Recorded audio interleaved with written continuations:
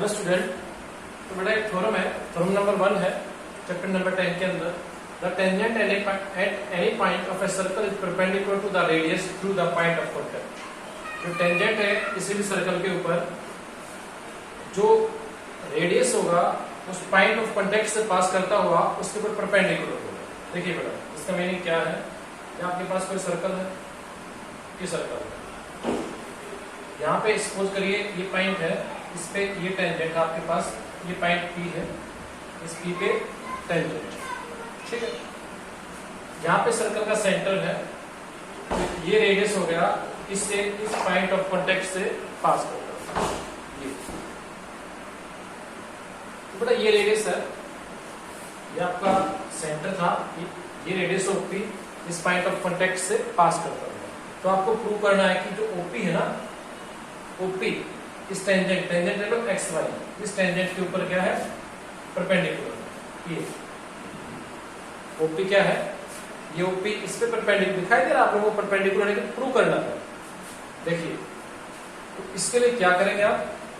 एक कोई पॉइंट ले लो, Q पॉइंट ले लो, Q पॉइंट आपने यहां ले लिया। अब आप इसको यहां से मिला लो, ये देखो ये OQ, अब ये OQ है। एक बात देखिए, जो OQ है वो क्या है? रेडियस से बड़ा है। क्यों भाई, क्यों बड़ा है? ये जो पॉइंट है ये इस सर्कल के अंदर तो लाई कर नहीं सकता। Q पॉइंट है, सर्कल के अंदर तो लाई कर नहीं सकता। सर्कल के अंदर लाई नहीं करता, तो इसका मतलब OQ हमेशा क्या आएगा? रेडियस से बड़ा ही आएगा, ठीक है बेटा। अगर ये पॉइंट क्यों नहीं लाई कर सकता? अगर ये पॉइंट सर्कल के अंदर लाई कर गया, जो ये टेंजेंट नहीं रहेगा, ये XY टेंजेंट नहीं होगा, फिर XY तो सीकेंट बढ़ जाएगा। देखिए, अगर ये पॉइंट यहाँ लाई करता है तो ये लाइन तो ऐसे हो जाएगी ना, टेंजेंट ही नहीं रहेगा। तो पॉइंट क्यों कहाँ लाई करेगा? Let Q be any point on tangent XY, then Q lies outside the circle, ठीक है बेटा।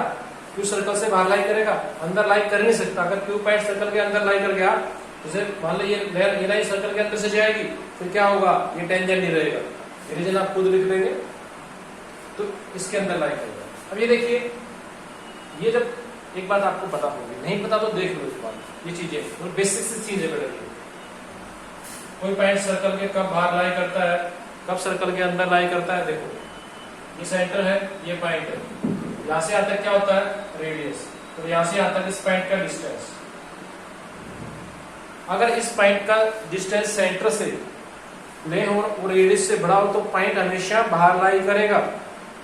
देखिए, ये डिस्टेंस OP, तो आप क्यों मान लो, यहाँ पे ये डिस्टेंस OQ, अगर इससे OP से बड़ा है, रेडियस से बड़ा है, तो पॉइंट आउटसाइड द सर्कल।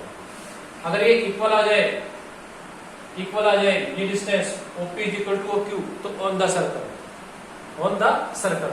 अगर ये पॉइंट Q यहाँ पे हो, मान लो ये देखो, ये पॉइंट अंदर हुआ, तो OQ क्या होगा? OP से लेस देन, यानी कि रेडियस से कम, तो inside the circle.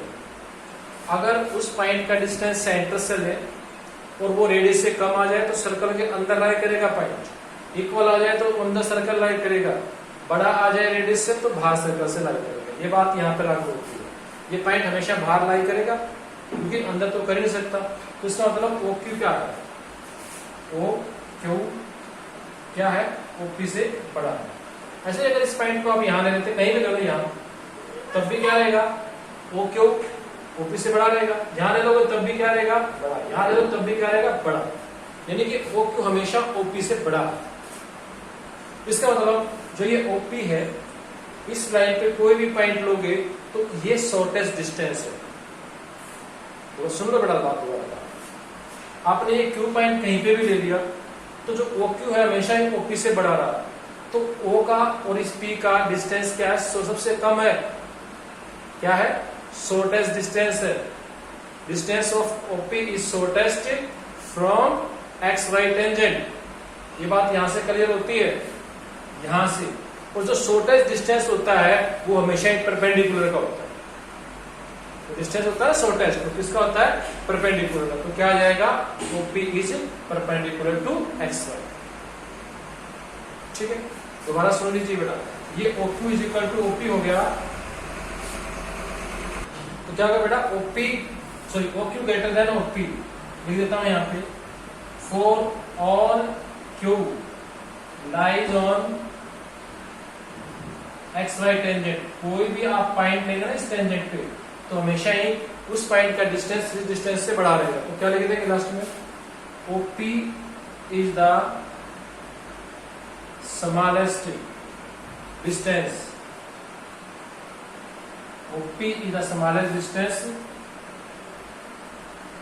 from origin, so it's from center, smallest distance from center to XY tangent, ये smallest distance है। उस smallest distance हमेशा क्या होता है? परपेंडिकुलर होता है। So OP is perpendicular to XY tangent, बस आर्टिकल प्रूव हो गया। तो OP क्या है? परपेंडिकुलर। बेटा क्यों होता है स्मॉलेस्ट डिस्टेंस परपेंडिकुलर? देखिएगा, ये कोई पॉइंट है, ये पॉइंट है, यहाँ कोई लाइन है, ये डिस्टेंस और ये डिस्टेंस, तो स्मॉलेस्ट डिस्टेंस होता है बेटा ये। ठीक है, तो स्मॉलेस्ट डिस्टेंस में क्या होता है? परपेंडिकुलर ही होता है। क्लियर? क्योंकि स्टेट में जाएगा तो सीधा डिस्टेंस होता है, तो होता है ना बेटा कम। अगर ये आप घूम के जाएंगे तो ये तो ज्यादा आएगा। वैसे भी देख लीजिए, ये ट्रायंगल क्या बनेगी? राइट एंगल ट्रायंगल, तो ज्यादा आएगा ना।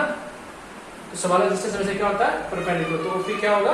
परपेंडिकुलर। आर्टिकल हो गया आपका, थ्योरम हो गई। ठीक है।